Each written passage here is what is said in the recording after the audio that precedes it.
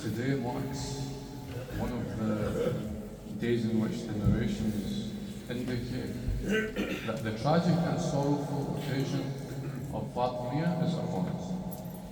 Fatimiyya are the days in which we mourn the martyrdom of Sayyidah Fatima Zahra, and then we examine and we expose the reality behind her martyrdom. Firstly, I send my condolences to the Imam of our time, Imam al-Mahdi, and then to the Holy Prophet Muhammad, peace be upon him, and to Amir al-Mu'mineen, and to the entirety of the Ahlul Bayt, and to the righteous Muslims as well. And today it's important that we focus on the tragedy of Fatimiyya, more so from the perspective of the event itself and what happened in the build-up to her martyrdom, talking about the event of the door which led to her death. And it's important that we understand the context and the reason why this event happened. At a base level of understanding, at the most basic foundations, and at the base level of understanding the events which took place to the martyrdom of Sayyidah Fatima Zahra, we need to understand this issue in a very simple way, and in a way in which everyone can understand, and in a way in which is not sectarian. A way in which we only repeat what the books of history say and we don't repeat what one side says. It is not fair for us to simply repeat the story and the tragedy of Fatimiyya from the perspective of the Shia. We need to look at it from the perspective of the Shia, of the Sunni, and from the works of researchers who have studied this matter and who do not take a biased approach. They look at it through an independent lens. Of course, there is the events of Fadak which took place, in which the land of Fatima Zahra was usurped by unrighteous people. However, I will discuss this issue at the end of the lecture because there is a comparison we can make between the tragedy of Ahlul Bayt and the tragedies which we can see taking place in the world today. Sayyidah Fatima Zahra opposed the events and the decisions which took place during the event of Saqifa after the Prophet had arisen to his Lord. In this decision-making gathering, what happened was that the next leaders of the Ummah, the next leaders of the Muslim community, were decided by a group of people. And if we look at it through, again, an independent lens, we can see that this was an unfair council, an unfair gathering which took place and which unfairly promoted certain people over others. Therefore, Sayyidah Fatima regarded the rulership and the authority of the people who were voted in this gathering as illegitimate and as unrecognizable for a righteous Muslim. Now, after the death and after the demise of the Holy Prophet Muhammad, we see the beginning of the events which led to the martyrdom of Sayyidah Fatima. She was initially injured when a group of armed individuals, a group of unrighteous people, stormed her house at the orders of the first caliph. And I want to pause here again and just to reiterate that what we are discussing right now, and when we talk about Sayyidah Fatima Zahra and the events which led to her martyrdom, this is not coming from a sectarian perspective. This is not coming from a perspective where we insult and abuse people of different sects. Instead, we need to reiterate that we do not insult figures which are important to other people.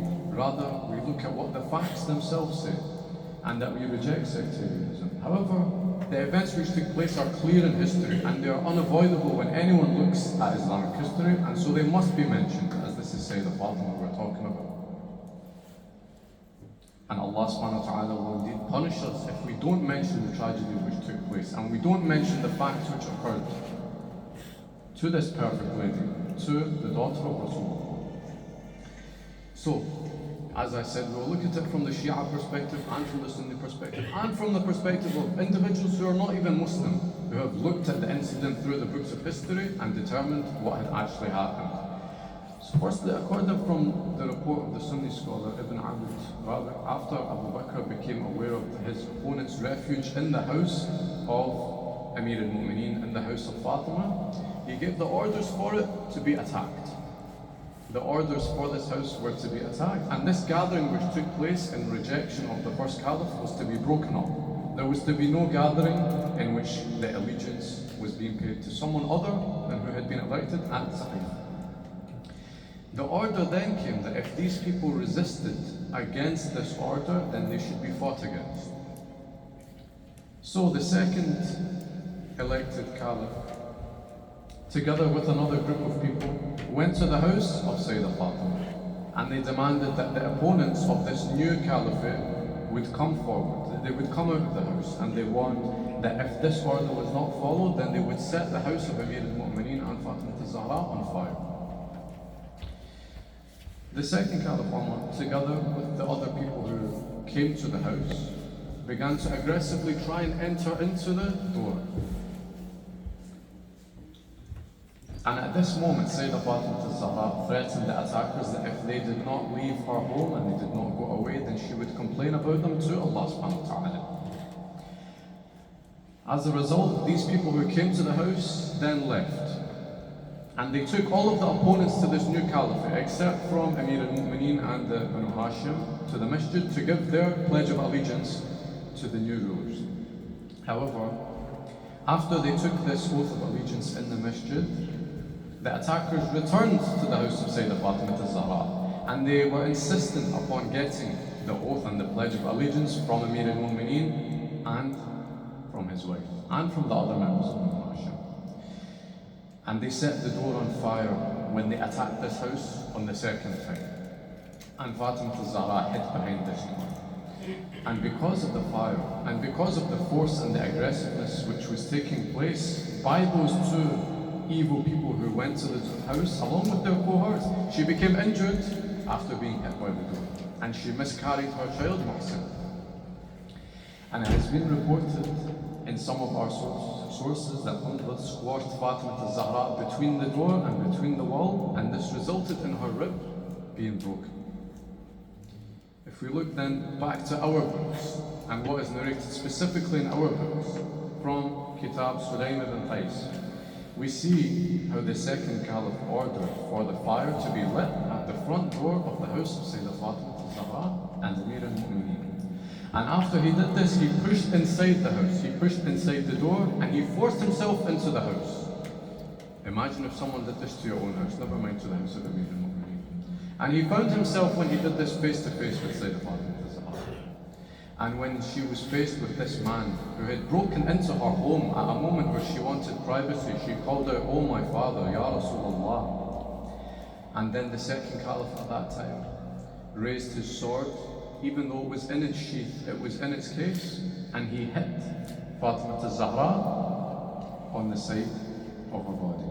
And she screamed out again, "Oh my father, Ya Rasulullah." Umar then raised his whip and hit her on the arm with it. And she called out for help again, "Ya Rasulullah." This is his daughter calling out for help. At this point, Amir al-Mu'mineen leaped up and pulled on the clothes of this man. And he pulled him and wrestled him to the ground. And some of the reports we have say that in fact what he did was he fractured the nose of this second caliph, and he was about to kill him. However, he remembered at that very moment in time what Rasulullah had told him and how he was to deal with people who had been transgressing against his hope.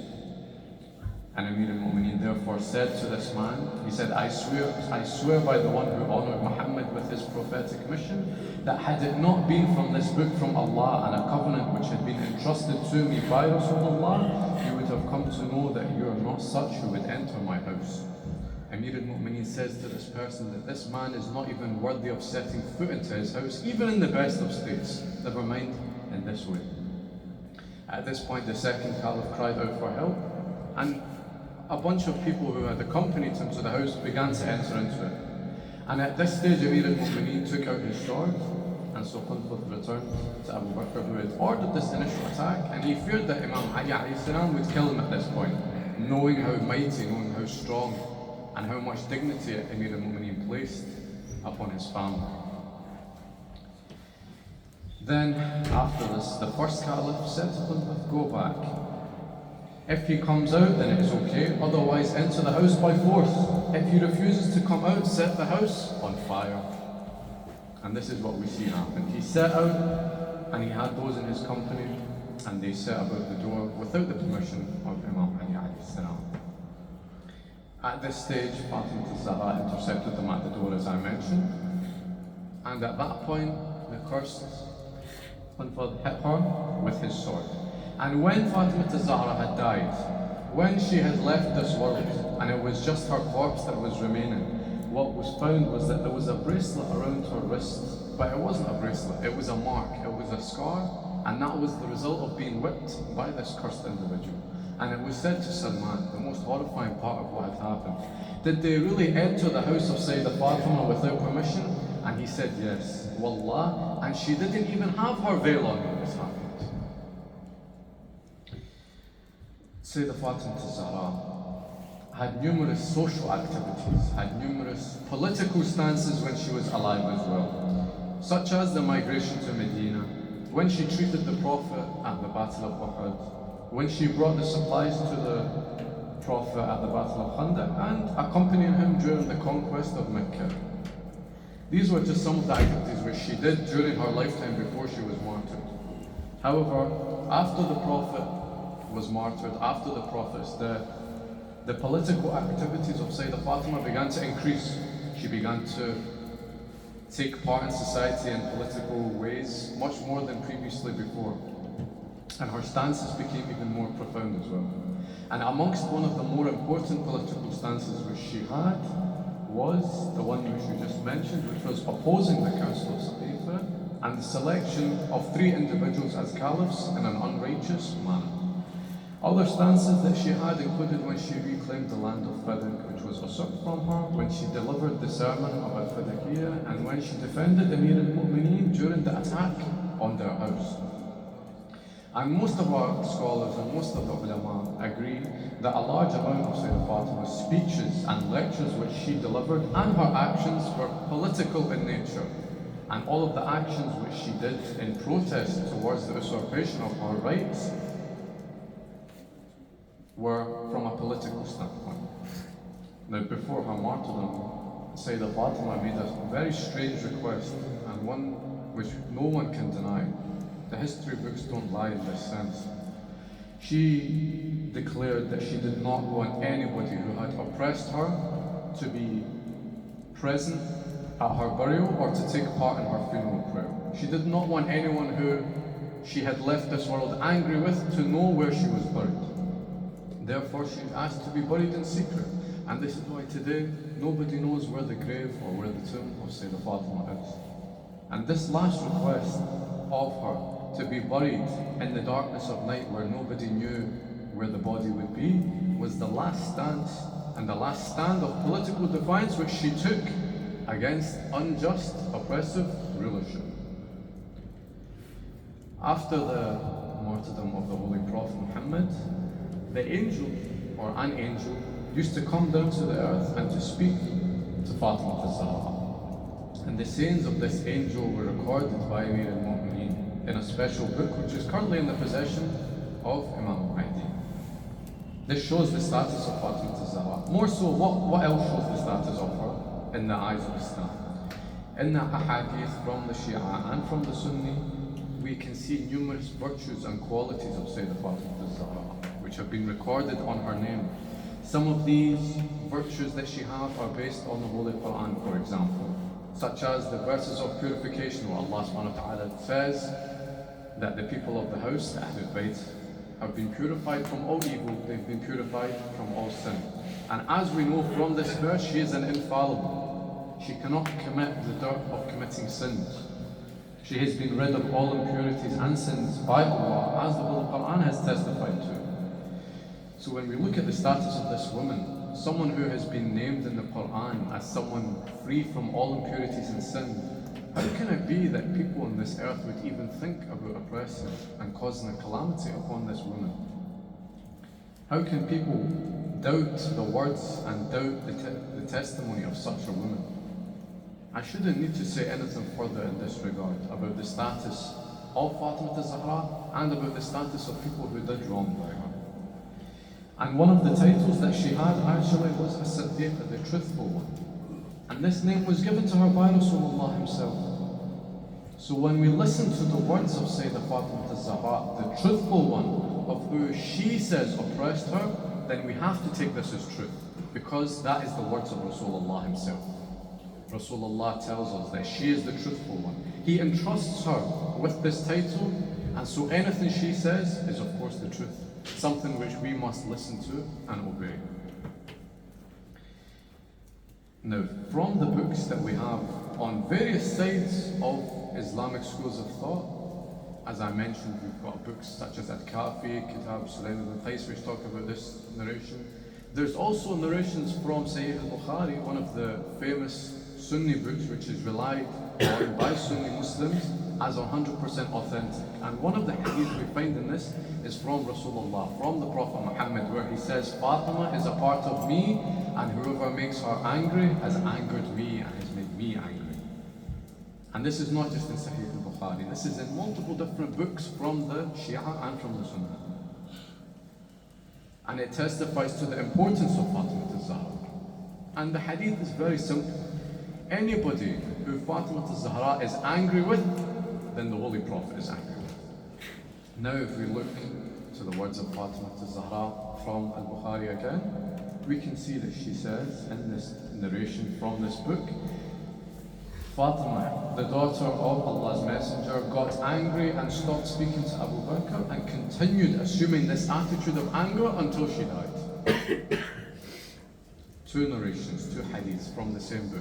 One says from the Prophet, anyone who angers Fatima has angered me.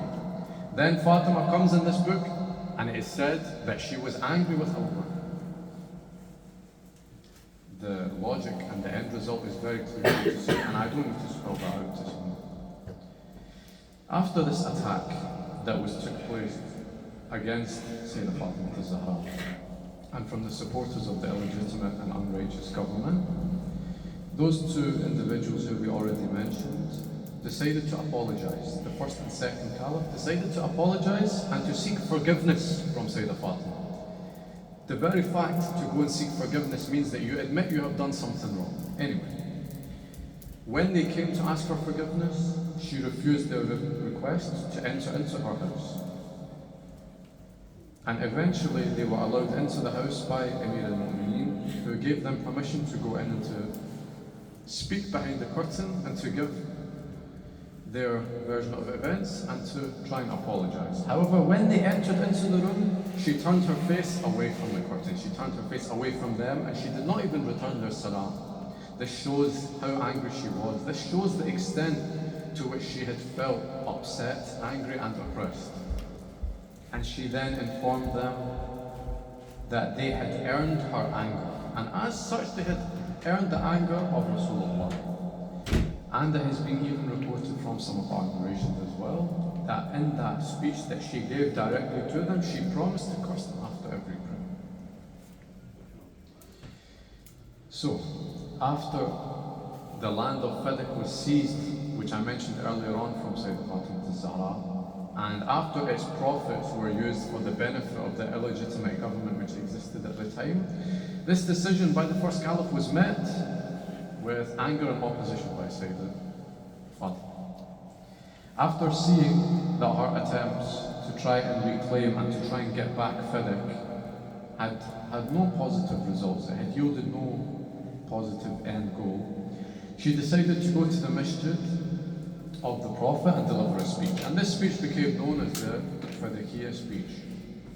And this was in the presence of the Sahaba, in which she severely criticized the seizing of Fadak from her and the usurpation not just of Fadak but of the Caliphate as well. And in this speech she warned that the actions that these two individuals had done, the end goal for them would be the hellfire. This is something which she narrated in the speech herself. Now, when the land was taken from Sayyidah Fatima al-Zahra, she said to Abu Bakr, Fadak belongs to me. And Amir al-Mu'mineen himself testified to that fact, that Fadak belongs to al-Zahra. And Abu Bakr came back to her and he said, Fadak belongs to the Muslims, but it's in your hands. And so, as we mentioned, Sayyidah Fatima went to the mosque, she delivered her speech, proving that Fadak belonged to her. However, no one listened to her. Now, as I mentioned a few weeks ago, you can compare this tragedy of what befell the members of the Ahlul Bayt. Of course, nothing matches their tragedy, but you can compare it. When Fatima al-Zahra had her land stolen from her, and the world and the Ummah at the time watched by silently and didn't do anything, you can look at what's happening today in Palestine and what's happening in Gaza.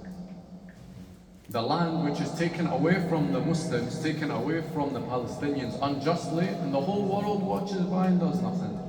All of the Muslim countries that we see, Saudi Arabia, all of these places. When the Palestinians cry out that our land has been stolen from us, they stay silent. They may give lip service and say this is wrong, but they will do nothing to do it. These are the people who at the time of Fatima al-Zahra would have sided with the illegitimate government at the time. And the people who stand up for Palestine, the people who stand up for Gaza, are the ones who would be on the side of Fatima al-Zahra. This is quite clear for everyone to see. And this is an important point for me to finish on. Now lastly, the legacy of Fatima al-Zahra can't be measured in my words that I speak today. And in fact, no one in this room can ever do justice with the words that are needed to describe Sayyidah Fatima al-Zahra. Her speeches, her spiritual, social, political actions and political life are a heritage which has remained and has been the focus of attention for Muslims from the time of her death up until today. As I mentioned, not just Muslims but non-Muslim researchers have been fascinated with the life of Sayyidah Fatima al-Zahra and all of the actions in which she took during her lifetime. Now, our shuhada as well have also taken inspiration from Sayyidah Fatima al-Zahra, from this wonderful human being. For example, Shaheed Ibrahim Hadi, one of the martyrs whose books I encourage you to read, and you will see how pure his soul is. When he was alive, what he used to say was that if I go into the battlefield and I am martyred, when I die, I don't want my body to be returned back. I don't want there to be anything left of me to bury, because I want the same death that Fatima al-Zahra had.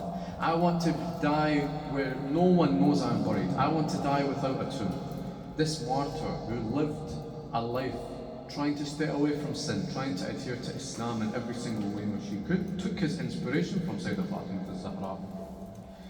Sheikh al-Mufid lastly has one ziyarah which is recorded for Sayyidah Fatima, in which he says, or which is said in it, peace be on you, Ya Rasulullah. Peace be upon your daughter, the truthful, the purified one. Peace be upon you, Ya Fatima, daughter of the Prophet, O chief of the women of the world.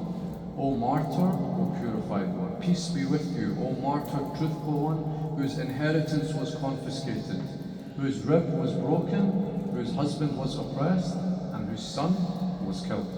And for the soul of Sayyidah Fatima al-Zahra, for her father, and for the imams, and for all of the mu'mineen, and for all of the shuhada, please recite Surah al-Fatiha after salawat ala Muhammad wa ali Muhammad.